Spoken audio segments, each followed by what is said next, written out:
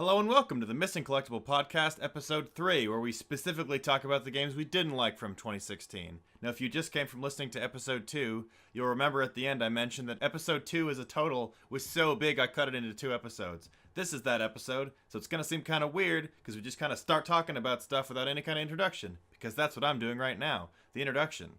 So as always, I'm Dibble. That other guy's voice is going to be Peter. You'll hear him in a minute. We're going to talk about games we didn't like, games that had really hard trophies, games that were really grindy. A lot of games we didn't like are PlayStation Plus. Maybe a game you didn't like isn't on here. Maybe a game you did like is on here and you're upset about it. Specifically email missingcollectible@gmail.com and address it to Peter specifically because it's his fault. Without further ado, let's get right into the bad. Alright, I know the first... If you have a numbered list and I don't have a numbered list, I mean I do but I don't, the game I'm about to say, or a different game that I could easily guess, is your number one. Is your number one Nom Nom Galaxy? For what? For bad games that are bad, and for bad people, and if you like it, you're wrong. It's up there. It's not number one. Oh, wait, was that last year? I apologize if that was last year. It was a PlayStation Plus game this year. I don't know if it was released last year. Okay. It might have been one of those games that was released a couple years ago and we got it on PlayStation Plus this year. I'm looking at my list. I could agree with that. I could put Nom Nom Galaxy at the top of that. Yeah. So, for those who don't know, right, Nom Nom Galaxy is a game where you make soup, which sounds like Overcooked. But unlike Overcooked, it's not fun. That's not true. I'll give it some credit. To use comparisons that are overused, it's Terraria with... all you're doing is making machines that make soup. And you think, that sounds zany and kooky and fun, and you do it in space. Does it get repetitive? Immediately! We also thought that we'd be able to play a lot of co-op with it. Totally doesn't work. Drops out every 2 seconds. Awful. You can't stay connected. Nope. It's grindy. There's tons of levels, and you have to play all of them for the platinum. There's grindy Astro Pins, which are like sub trophies or sub achievements. You don't get anything for getting them. No, not really. It is shockingly unrewarding in a game where you think you're going to get rewarded. And then there's online competitions, which you have to do, which sometimes don't count or give you credit for them. Which also don't reward you with anything. Right, it's just do them. Ugh. I would have hoped they would have had a sandbox mode where all the different stuff you're doing and unlocking, it gives you some kind of points to go into that mode to make, like, what's the best factory you could possibly make. It, like, takes up the entire planet or whatever. Yeah, I guess but no. But with how badly the game is normally designed, I mean, it's not a far jump that they could put in something that poorly thought out.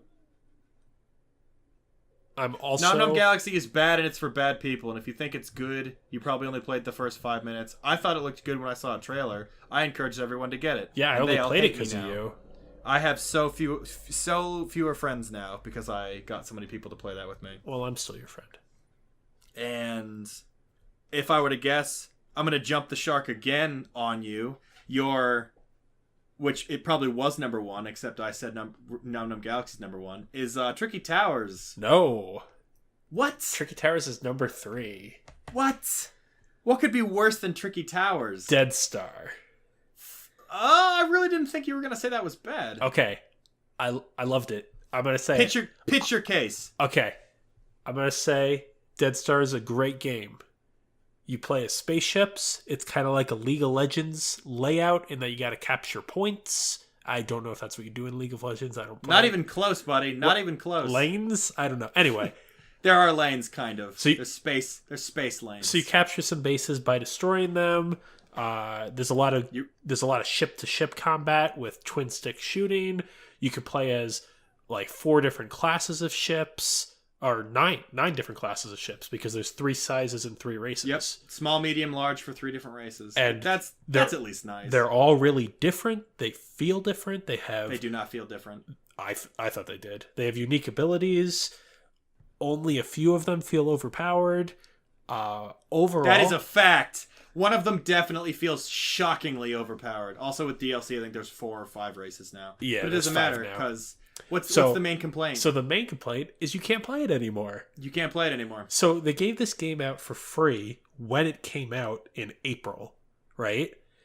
It shut down the 1st of November. That's like 6 months, right? It couldn't even drink a beer. How do you not keep your servers up that long? It's a online only game. There's no single player.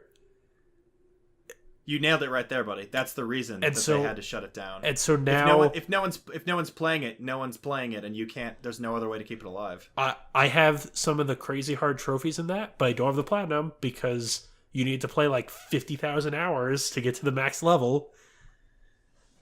Yeah, that was unfortunate. I'm trying not to bring in trophies yet until we get to the reasons games were good or bad because of trophies.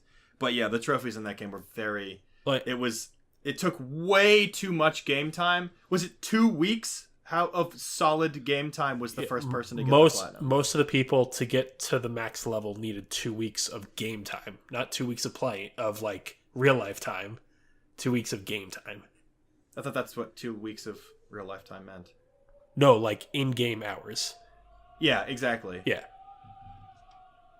That's way too much. Yeah. I've played Minecraft for like 7 years, and actually I might have 2 weeks in that. I cannot imagine playing that game for 2 weeks worth of time. Right. Oh my god. I want to play it more. I like it, but I can't. It's a game that's fun to play with friends. I wouldn't solo queue for it. Yeah. And I can't recommend it because you can't play it now. You can't play it anymore. That's the main reason it's not good. So I'm gonna touch on the game. I think I've talked about this. I've pitched this argument before about why this game is bad off air with other people. Tricky Towers was another PlayStation Plus game. It seems like all the games we don't like were PlayStation Plus because we don't normally go out of our way to play games that are bad. Yeah, we usually try to play good games, and we do research ahead of time. Yeah. Tricky Towers is Tetris.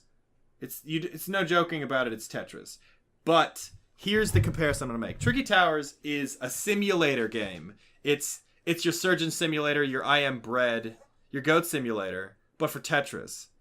And the difference there is there's nothing really that you can, when you're playing goat simulator and if either you like it or you don't. If you don't like it, you're thinking, I'd rather play what this game is based on or whatever. There's no game what goat simulator is based on. It's just weird, goofy physics the game. Tetris simulator, which is what Tricky Towers is Tetris with another element added to it, which makes it less fun. And you keep thinking, I wish this was Tetris. I wish this other aspect they added, which was the whole premise of the game, wasn't there. It's Tetris with physics. That's not fun at all. But they're not consistent. Nope, not at all. That's my main complaint, is you can make the same move twice in a row, and the first time it'll work, and the second time it won't. So when I say it has physics, you might think, oh, the tower can fall over because there's no walls. Because by the way, it's Tetris with no walls, so the tower can fall over because it's Tricky Towers. Not even talking about the fact that there's power-ups. The fact that there's no walls, the tower can fall over. Not even that. So there's the leaning. Blocks have mass, and they lean to the sides. But blocks also, because they have mass, have velocity. So at the speed at which you drop something on your tower can shift the stack. Right. So if you're trying to rush, because there are race levels, and you put pieces down quickly, that in the normal mode, based on distribution of the weight of the blocks, it wouldn't fall over. But because you put it down quickly, it tips the stack over because of the speed at which you dropped it on it. And I'm playing the speed version of dumb physics Tetris. You can't penalize me for trying to do the thing fast. Another complaint with it is there's 50 challenges in the game, which is cool, whatever. But the challenges aren't the same blocks Tetrominoes, I guess, in the right order. So Nope. You can play the same challenge multiple times, and it'll be completely different. I think they're only the same every time in the levels where... Let's bring up the power-up system real quick. There's certain levels, or if you do the multiplayer online, where either you reach a certain line of your tower height reaches a certain arbitrary line, or you collect a power-up or something, and you either get a positive power-up or a negative power-up. Or you're playing the challenge mode where the AI just hits you with a negative power-up whenever they want. That's when they're the same every time, is the power-ups are the same every time when they're put against you. But that's it. Nothing else is consistent at all. Which is also the stacking one. there's a certain puzzle type. I actually liked this puzzle because I thought it was a good, but it would have worked with no physics. Right. That's the problem. It didn't need to be in a game with Tetris physics where you have a weird disjointed platform. Maybe they're like little pillars with notches in them, and you have to balance. You have to get a bunch of blocks underneath a laser beam, and if a Tetris block goes too high and hits the laser beam, you fail and you got to start over. And the little wizard man laughs at you. He laughs in your face. It's the worst feeling. If you ever played Crash Bash on the PlayStation 1, the Mario Party for Crash Bandicoot, every time you failed a challenge in that game, in giant letters, it would just say, "You fail." And I wanted to punch through my TV as a kid. Because I was like, I didn't fail. You made it in a way that was impossible for me to complete in that situation. And that's the same way I feel all the time with this, when it's like, stack 100 blocks without messing up once. Allow me to give you the ice power-up, which makes all your blocks slide everywhere when they already have mass and will fall over. And they're all gigantic. You can't possibly come back from that. Yeah, it's just... You need luck, and you need enough Tetris skill that you don't immediately kill yourself. But you don't need Tetris skill. Because I'm going to pat myself on the back. I'm pretty good at normal Tetris. I'm pretty decent at it. None of that skill helps. Because you don't stack blocks like that. It doesn't help you. And stack blocks sometimes it'll let you hang things off, but sometimes it won't. Depending on the speed that it falls at. Yeah. Sometimes with the speed going too fast, it'll bounce back and then fall. And what are you doing? I just stop talking about this. I'm gonna get too mad. I hate Tricky Towers. I hate who made it. They're awful. Do we have any other call outs to things we did not enjoy? I got 3 on here. Okay, I got another one too. Go for it. I'm going to call out Salt and Sanctuary, which is universally Really? praised. So I haven't played it yet. This is like, how many people can we alienate, right? Yeah. So this game I was billed as 2D Dark Souls, and in my mind, that's kind of close to Metroidvania, right? I think in you saying it was billed as 2D Dark Souls, it's like the developer said that. I don't think they said that. I think everyone who just... They pretty blatantly said it without saying it. I think if when someone says it, like if you describe it to anybody, you'll say that. Right. I think, though, if that was the goal, it missed the mark, in my opinion. I think the story is bland and boring. You are not part of a larger Dark Souls world. You're just on an island, and people lose their memory there. There aren't interesting characters. There's 3, and they're all generic one-dimensional characters. Some of the bosses are cool. Some of the bosses are absolutely terrible and can one-hit kill you. Ooh. The upgrade system, which a lot of people like, is very close to Final Fantasy X, the Sphere Grid, if you've seen that upgrade system.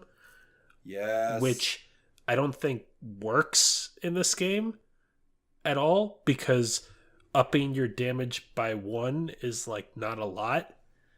So it's ultimately better to just get a better weapon, in which case, why do I care about the upgrade tree at all? Huh. You do need to go into the upgrade tree a bunch in order to use some of the better weapons.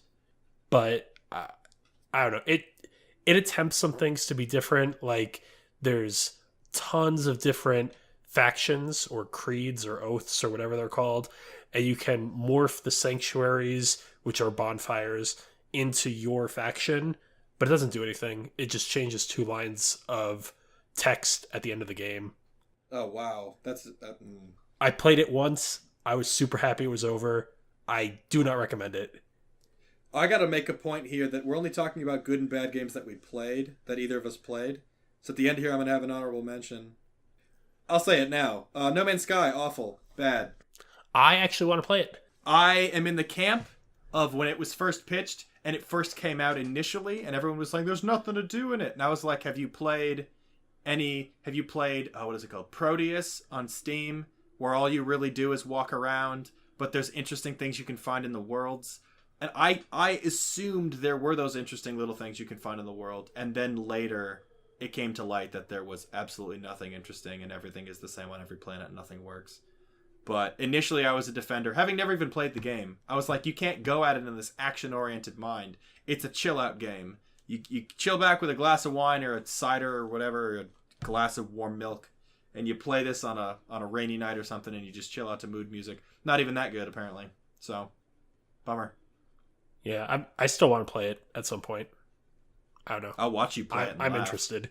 I'm into those like collect this nonsense for absolutely no reason type of games. Are you saying you like collecting collectibles? I do. Hashtag missing collectibles. All right, I'm gonna go with one here, which is another Dark Souls comparison. Lords of the Fallen. Oh my god. Lords of the Fallen is the reason that Dark Souls is good, because Lords of the Fallen is Dark Souls that's bad in the easiest one-to-one comparison. It's also a PlayStation Plus game. It's also a PlayStation Plus game, and I beat it first, and I gave him all the hot tips to beat it as quickly and as painlessly as possible. Let's recap this situation, right? You beat it. I can't hear you. Where'd you go? You beat it. Then you sent me a text, and you said, you have to play Lords of the Fallen. It's amazing. Oh my god, you're right. I did do that. Yeah. I baited you. You said, you have to play this game. It's just like Dark Souls. It's great. And then I started it. You waited for me to start it. And then you responded, haha, got you. Yeah, it's Dark Souls with it's got like a good, you can be good and you can be bad, but unlike the Paragon and Renegade system in Mass Effect, it doesn't really do anything. The story is best summed up in the opening cutscene, which is never referenced again. Doesn't it makes make any absolutely sense. no sense. You play as your big bald-headed monk man with symbols on his face, and you can be a stealth character. No, it was weird. It was like you can be a rogue character, a magic character, or a fighting character, and then you can pick rogue, magic, or fighting spells. Yeah. But you can pick those for any character, so you're not bound to be a magic character with magic spells. Right. Which I did anyway, because that's how that should work. But again, with the trophy aspect, you have to beat the game with each one of those disciplines, but you can pick a fighter every time, wield the biggest sword in the game, which is broken. There's nothing better than that sword for like 90% of the entire game, which is why it's not, well, it's Dark Souls but bad. There's a dominant weapon very early that there's nothing better than for a very long time. Okay, I'm gonna back up for a second. I'm gonna give the game some credit, right? The first playthrough was fine. Yep. I think it was solid. I think it wasn't as good as Dark Souls, but I think it was okay. Okay. We chose different paths for our later playthroughs, because for the Platinum, you need to do 3 playthroughs. So for mine, I did a New Game Plus and carried all my stuff over. That is a huge mistake. There's no way to get better weapons, yet all of the enemies become impossible. And I somehow made it to the final boss, and I was actually worried I wasn't able to kill him. Because he has so much... Yeah, the way you upgrade your weapons is with runes that drop arbitrarily through RNG. It's not, you have to have enough big chunks of rock, you have to have the bigger chunk of rock to upgrade it further. It's just, get an item drop from an enemy, and then unlock it, and you have to bet some of your experience that it will make it better, and then you get the really good one that makes it scale with your skill level better, and then it's better. And then if you have the best rune equipped, it will never get better than that. Yeah. Done. And for your second and third playthrough, you tried to play other classes, right? Yeah, I did. And my first that was just as bad, with, right? Yeah, I did fighter with fighter magic, mage with mage magic, and rogue with rogue magic. And for the rogue playthrough, I found the cleric playthrough was fine. It was cleric, not wizard. The cleric playthrough was fine because the magic made him unbelievably overpowered. One of his spells doesn't make any sense. I should have written this down. No research. It basically meant that you could go invisible, and I think it was you go invisible and regenerate stamina or something absurd. Like either you became invincible and you had infinite stamina, but it was for like 3 seconds. Fun fact, in those 3 seconds, you can hit enough times to stagger them, and then you get to keep hitting them because your stamina didn't run out that time that you staggered them. And then you just keep wailing on them with the giant sword because you now have a full stamina bar. You kill everything in seconds with that spell on. It doesn't even make sense. But then the rogue playthrough with rogue stuff, fun fact, I literally Googled, what is a good rogue weapon? Because after an hour of gameplay, nothing was better that scaled with rogue skills, like dexterity or whatever. nothing balanced better than a fighter weapon. And the internet goes, yeah, that's it. You just use the fighter sword because there's nothing good for the rogue. And then by the time I got to the end of the game, the thing that scaled the best was a mage weapon. What is the point?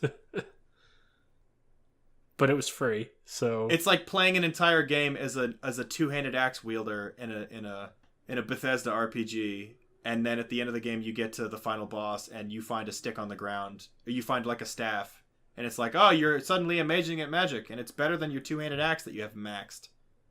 And you're like, what? Why would I be good at? All right, and then you kill the boss. The final boss being crap, by the way. Yeah, and then depending on your choices that you make, yeah, spoilers. Depending on the choices you make, nothing happens. There's a big mountain in the ground that's in the shape of a hand, and either it makes a fist, it like falls apart, or it flips you the bird. I don't know. It was dumb.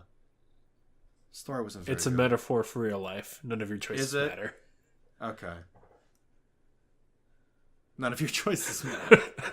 I'm gonna throw my hat into the ring that you brought up earlier. You like Fury? I do not like Fury, You're and I will explain why. It has frustrating controls, and you made the comparison to the Shadow of the Colossus before. And Shadow of the Colossus it's supposed to feel realistic, where the character kind of flops around because he has weight. He's not a big rigid fridge man who can run and jump over everything. He's like a I don't know, he's like 15 or something, and he's trying to grab onto the back of a giant monster, and he's riding a horse, and his body flops around.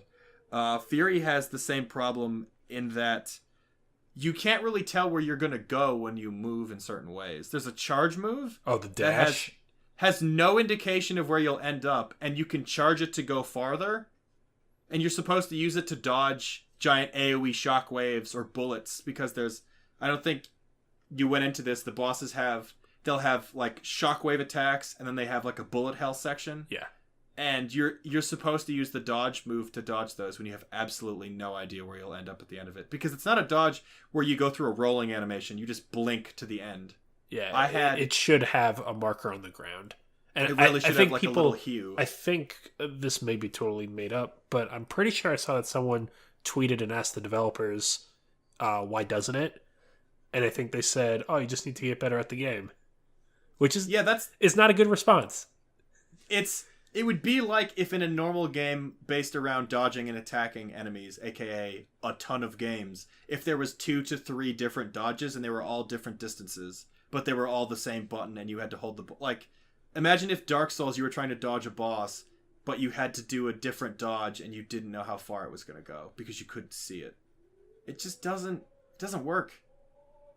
And I guess that's a nitpick because you don't really need to do that charge dash all that often. But when you're trying to go for higher grades, because you get graded on each boss fight, trying to dodge some of the attacks without depending on that move is impossible. And I will never forgive it for that. Also, like you brought up before, there's a charge slash move. Never teaches you how to do it. Not a single time is it ever brought up. Nope. And the biggest, I think your favorite boss, who became my most hated boss, only because I found a brute force accident way of skipping an entire way it teaches you how to fight it. There's a guy who's basically your foil. That's foil's the wrong word. He fights like you do. He's got a sword and he does slashing attacks. And you have to rely on the parry move that the game has. You can parry enemy attacks. If it's a bullet, it shoots it back at them. If it's a sword slash, it kind of leaves them vulnerable for a second, and then you can wail on them to get health back. And after phases 1 and 2 of the boss fight, you jump over onto a bridge. And it's a 2D back. You go back and forth. You don't go side to side or anything. And I found a way to just constantly wail on him. And the game tries to say, stop wailing on me. And it would do a move that's supposed to hit you back. But you can parry that move and punish him for trying to punish you for doing something too often. And you can't, if you know that, he does it every time and you never screw it up. And then the 4th phase is moves you've never seen before in an order you've never seen before, and they kill you in 2 hits. So if you're like me and you found that weird way to beat the 3rd phase of the boss, which I imagine no one else did because you were like, how did you even do that? Yeah, I was very surprised when you showed that to me. It's a game where you're supposed to parry people, and I was like, I found a way to parry him constantly. This must be a good thing. No, it was a bad thing, because the 3rd phase teaches you step by step the moves he uses in phase 4 so that you're ready for them and it's not unfair. So I somehow handicapped myself by finding a way to cheese the boss, which doesn't make any sense. I can't think of any other game where you could do that. You could find a way to get around fighting a boss a normal way that would not pay off later. I guess it's because most games in that style don't have phase bosses that go on. There's way too many phases. Every boss has like 18 That's the best part phases. about it. That's the worst part. That's the best part. You're crazy. It goes on way too long. I'm only talking about the boss fights, not even talking about the fact that between each boss, unlike Shadow of the Colossus, where you got a big open world and everyone goes, there's nothing in it. Well, that's kind of the point. Fury has the big open world in the way that between each boss you walk for a while. And because the developer went, I mean, there's nothing to look at. Just hold X and he walks for you. Yeah, okay. So you have to wait 5 minutes holding X. You don't see like any scenery or anything. There's dialogue. There's a weird rabbit man. If you've watched Afro Samurai, the animation starring Samuel L. Jackson. What? There's a guy, I forget. He fights Ron Perlman as a guy with revolvers and stuff, and it's a very gratuitous anime. It's like, I think it's like 3 or 4 episodes. It's basically a movie that's in TV show form. It's very short. The whole time there's a person you can't really tell, are they real or not? Are they like a part of your subconscious? And the whole time in Fury, there's a character like that who's wearing a weird bunny mask and he's carrying like a microphone stand from the 50s radio shows. And the whole game I'm going, if there's a twist that he's not real, I'm going to be so unentertained. It's shocking. And it turns out he was real? Yeah, reverse twist. But there's totally scenes where you can see 2 of him at the same time. Yep. But it's made by the same people as Afro Samurai, the same art guy. So it's interesting that you said that. Really? Yeah. I'm glad I brought that up. Yeah, it almost seems like you planned it, but I'll give you the benefit of the doubt. No, I did not plan that. No research, remember? All right. So, I guess it's my turn. I'm taking the mic for a second. So, as much as I love Banner Saga 2, I got to give a strong middle finger to one trophy. Okay? So there's one trophy called Master Tactician. Okay. Which is win a training match with 6 level 10 characters. Okay? What's wrong with that? So it sounds like it wouldn't be that bad. Except there's no way to get to level 10 in the second game. So if you start a new game in Banner Saga 2, you will not get enough experience to level someone up to level 10. So, in order to level up in Banner Saga... Are you saying you have to import from the first game and that's the only way you can do it? That's where I'm going with this, okay? Wow. So, in order to level up in Banner Saga, you need 2 things. You need Renown, which is used also for food for the people in your caravan, and for buying items and that sort of thing. And you also need kills in order for that character to spend the Renown to level up. Now, I tried 4 different playthroughs to get enough Renown in order to level someone up. I tried it with the save that I had beaten Banner Saga 1 on. I tried it with a brand new save. I tried it on hard difficulty. I tried it where I didn't spend any Renown on anything other than experience. And I did not have enough ever to get 6 people to level 10. How did you do it then? What you have to do is you have to bank your Renown in the first game. So first you have to own the first game, right? Then you have to bank your Renown for the second game, because you can level up to level 5 in the first game, and then you can level up to level 10 in the second game. But in order to go from level 1 to level 5 is significantly cheaper in the second game. So you need to beat the first game without leveling up your dudes, save your Renown for the second game, spend it at a cheaper rate to get to level 5, and then use the second game Renown to get to level 10. That is ridiculous. That's why this platinum is not achieved by a lot of people, because that's a BS system to make you buy the first game. That is bad. I've gotten numerous messages from people who see that I have the trophy to be like, how do you do this? Because they try, and you can't do it without the first game. Wow. If you can, I want someone to prove it to me. I want someone to lay out the math for me. So if you can do it, email missingcollectible@gmail.com. I want to see the numbers. He wants to see them numeros. I love this game. I love everything about this game except that one trophy. Yep. It sounds like just a trophy aspect, so. That's it. You got another bad one? Because I got one left. Bad game or bad trophy? Bad game. No. All right. I was going to say, this isn't going to be very long because you haven't played it. And no one who listens to this probably has ever played this. But if they had, I'm sure they're in the minority of people who say get good. Nuclear Throne is Binding of Isaac, but even less forgiving. Binding of Isaac, when I played it originally, I was bad, and I hated it, and I yelled about it. I didn't yell about it. I put my pen on the paper a couple times trying to voice my complaints, and people said, look, the problems you're having, you can fix that. There's a way to get around that. There's a way to get around this. The problems I have with Nuclear Throne, I have found there's nobody there's a way to get around that. It's just, you just have to deal with it. It's Binding of Isaac is, if you've ever played The Legend of Zelda 1, where you go through the dungeons, wow. If you haven't played a modern game, have you played a game from 1987? Never thought I'd make a comparison like that. It's like a top-down, you go into different rooms. In Binding of Isaac, you go into different rooms, and then there's like a certain number of enemies, and you kill them to open up the next door. And it's very difficult because you don't have many hits, and your attack isn't very strong. You have a projectile, but your character gets stronger, and it's different every time. It's like one of the most standout roguelike games just ever made. It is, and the developer constantly updates it, and he patches it, and he adds new items. The newest version of it's coming out in like a week. Afterbirth Plus, get it. I haven't even played it yet, but if it's anything like Afterbirth and they just added more stuff, it's incredible.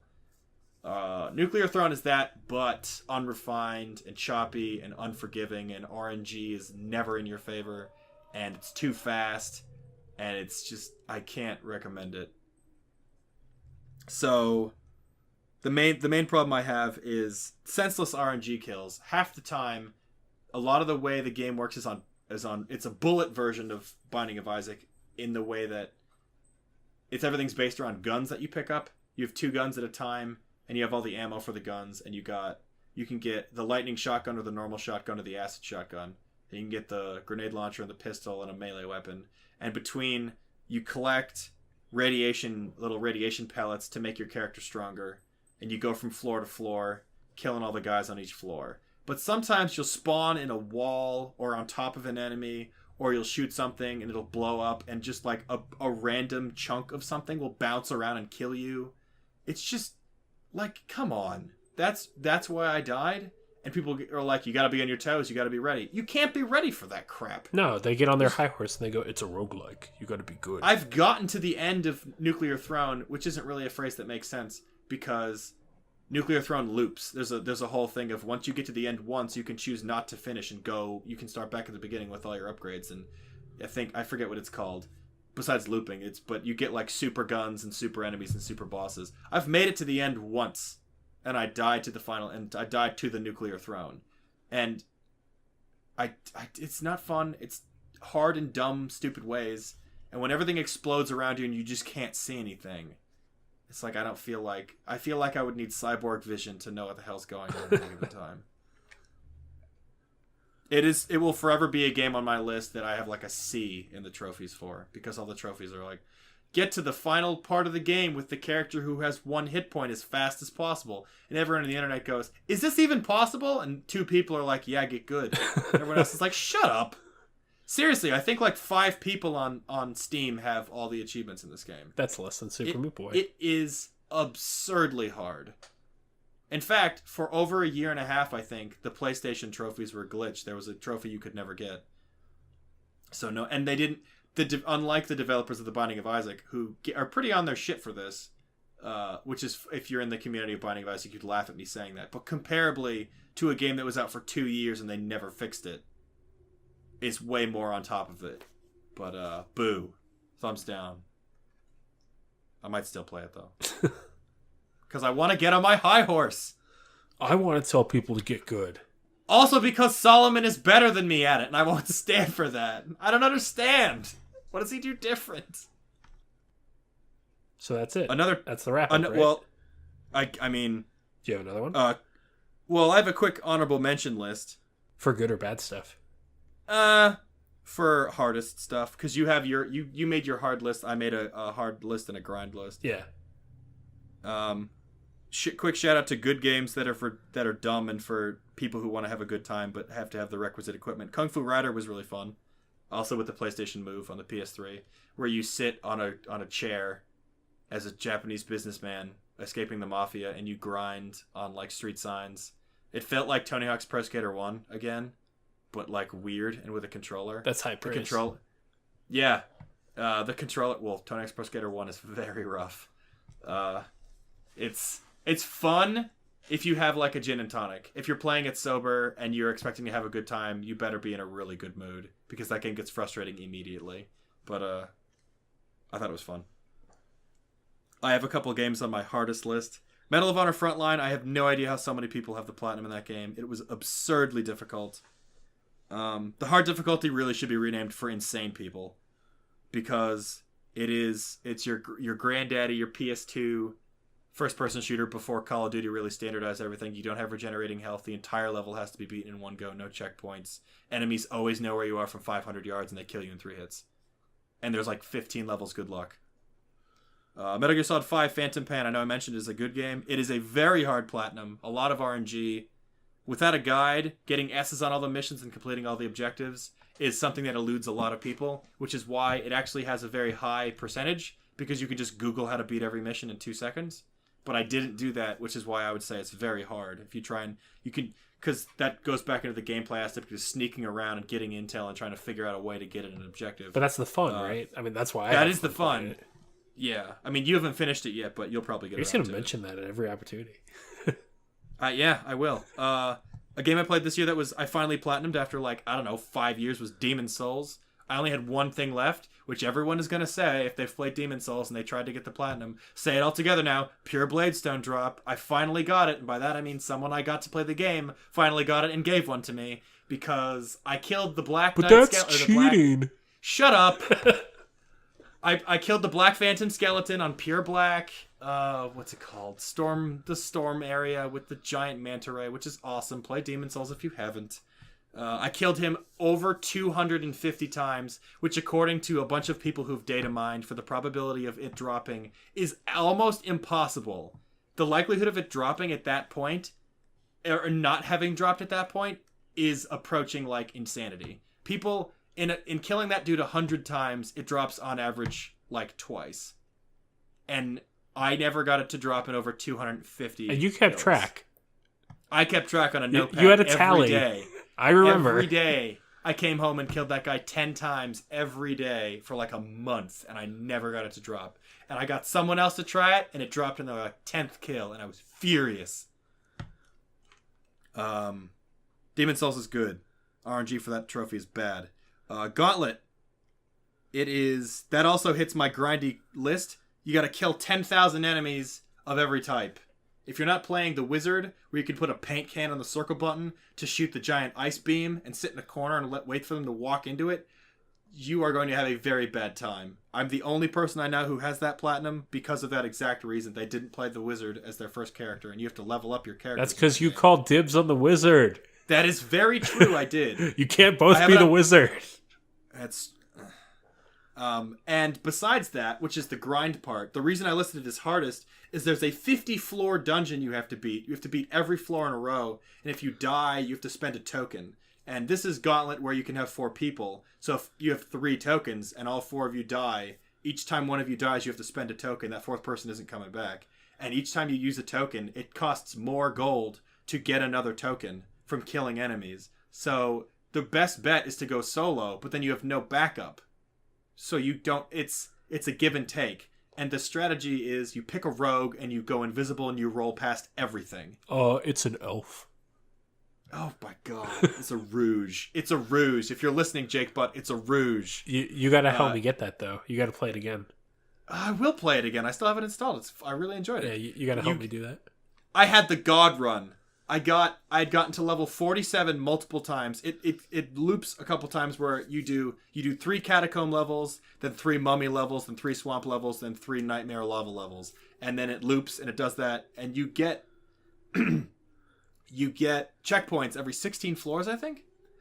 But the problem is you have none of your previous supplies from playing the previous levels. Like, you don't stack your potions and keys and gold and your coins. So the best way to do it is starting at level 1, which sucks because it takes like 3 hours to get all the way to 50. But you need every freaking coin and potion and bomb that you collected to finish those last like 5 floors. Because you're doing all the nightmare, the hardest difficulty. It spawns all the giant bosses, and you because you can't avoid those encounters. You can't dodge roll past everything invisible. You have to stand and fight, and by yourself as the elf with a bow. Good luck.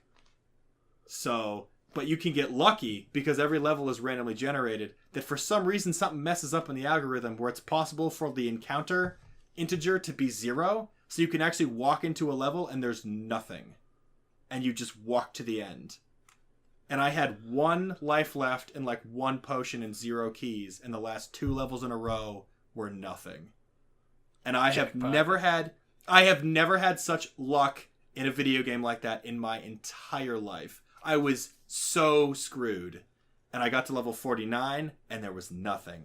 And I got to level... And I was on chat at the time with one of our friends. And I said, oh my god, I'm not going to make it. Level 49, I walked in and there was no encounter. And he was like, how is that even possible? On level 49, they're going to screw you over on level 50. And I lost my mind when I saw the exit door. I could not believe it that I lucked out that hard.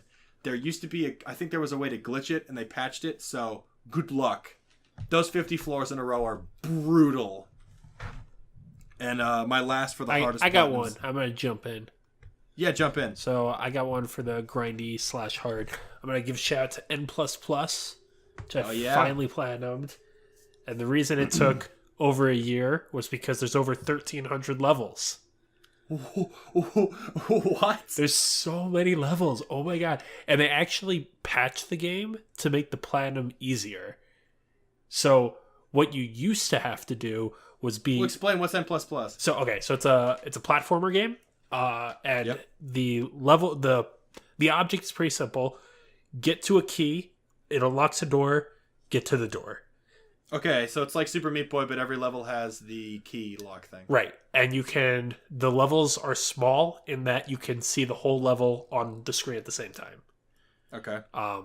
There's all sorts of horrible things that can kill you. Missiles, mines, guys that chase you, guys that shoot other things at you, like lasers, all sorts of things that can kill you. Essentially, it gets as hard or harder than Super Meat Boy at parts, and it definitely has a lot more levels than Super Meat Boy. Yeah, 1,300's a little high. I think Super Meat Boy has like 100 something. Yeah. In the vanilla game without even counting Dark World. Yeah. So a lot. That's way too many. Jesus. And so what you have to do for the platinum now is just beat those levels. You just got to get to the end. Because if I recall you mentioning before, the previous thing was beat every level, getting every coin, because there's coins and levels for your score. Because apparently this is an Atari game. No. So part of what makes N++ unique is that you have to beat levels in sets of 5, which are called an episode. Oh no. And you have a time limit for that set of 5 levels. Does getting gold extend the time? Every time you get gold, it extends your time. Okay. Sometimes the game will try to screw you over in that the first 4 levels of an episode will be real easy, but then the gold will be off in really hard to reach places, and you'll be like, I'm not wasting my time getting that. But you'll get to the last level in an episode, it's like, I do not have enough time. They made me loop around the level 6 times in order to finish it. Oh no. And so they kind of trick you into being like, no, you gotta get some of that gold in order to make it through. Which I guess is fine. But what you used to have to do is beat every single player level, which is the 1,300-ish levels. Beat every multiplayer level, which there's like, I don't know, 600? That's ballpark. I don't know what there actually is. Beat every race level, which is similar. I think there's like 300-ish of those. And beat the secret levels. And in order to unlock the secret levels, you have to do some sort of wacky thing in the level. So all of those episodes has a way to unlock a secret episode.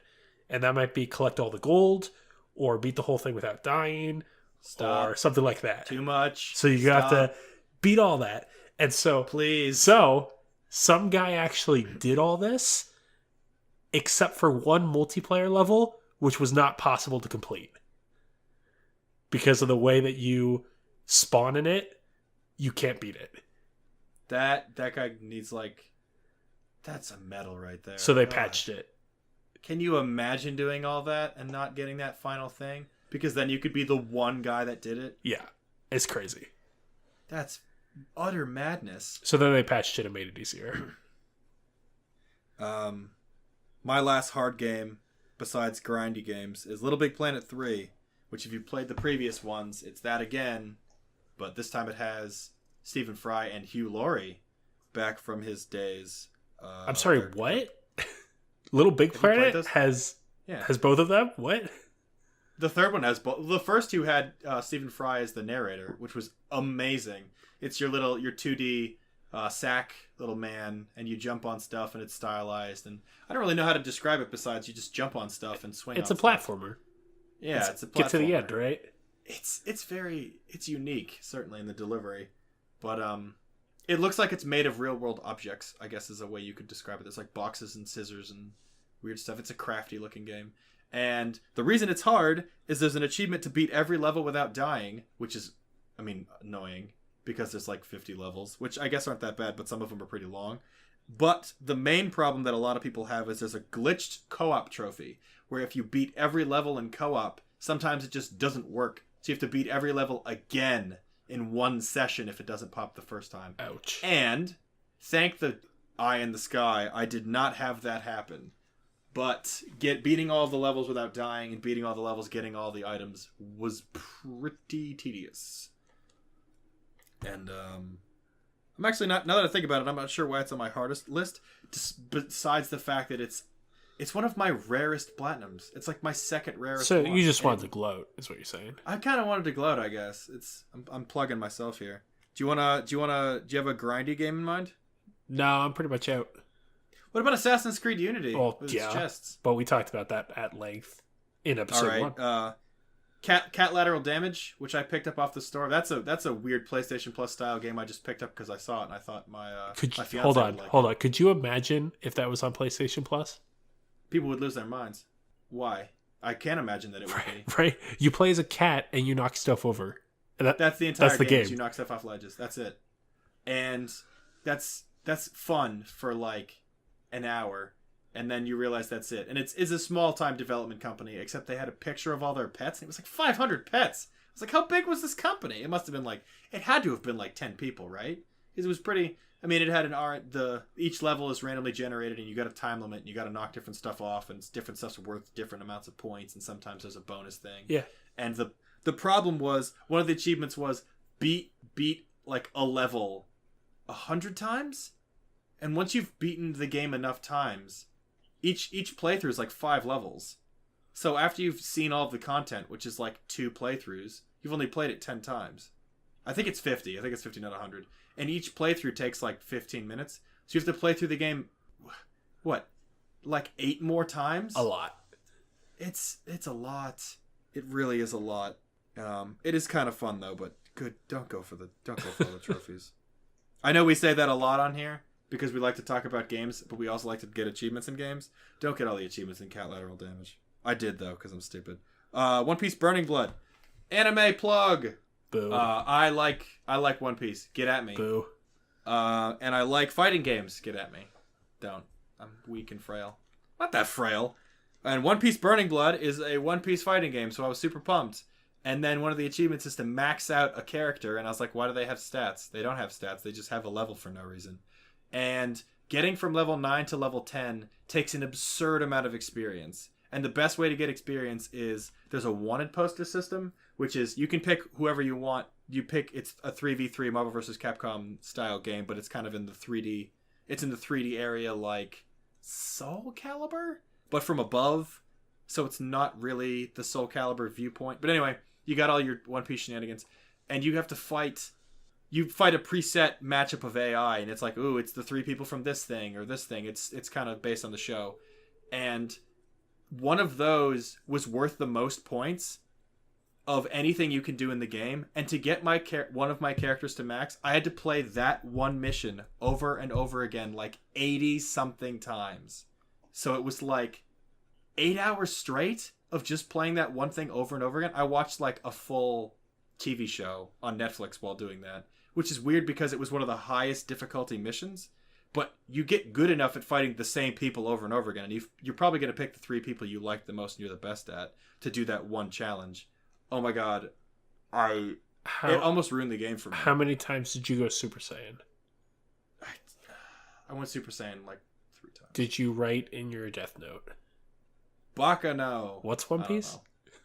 It's the pirate one. It's the pirate anime. Oh, okay. Plants vs. Zombies Garden Warfare 2. Again, maxing out one character. Takes a really long time and it's grindy. Good game, though. Next, Gunscape. Another weird game that I bought randomly that I saw. Pretty fun.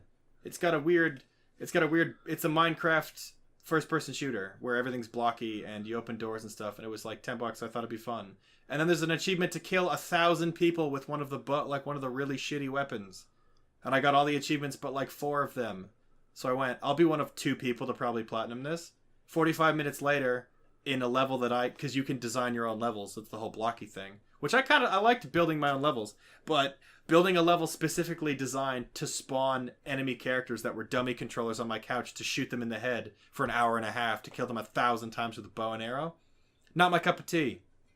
Also 3 more achievements similarly high of killing the same person 1,000 times. Nope. Gauntlet, 10,000 kills. Said that already. Last but not least, because this podcast we've recorded, I will have to edit extensively because it's 2 hours and 15 minutes. You played it with me, Saints Row: Get Out of Hell. Oh. It's a 5-minute story if you don't do any of the extraneous stuff. If you do the extraneous stuff, it's 17 hours long. Of just shoot, reload, shoot, reload.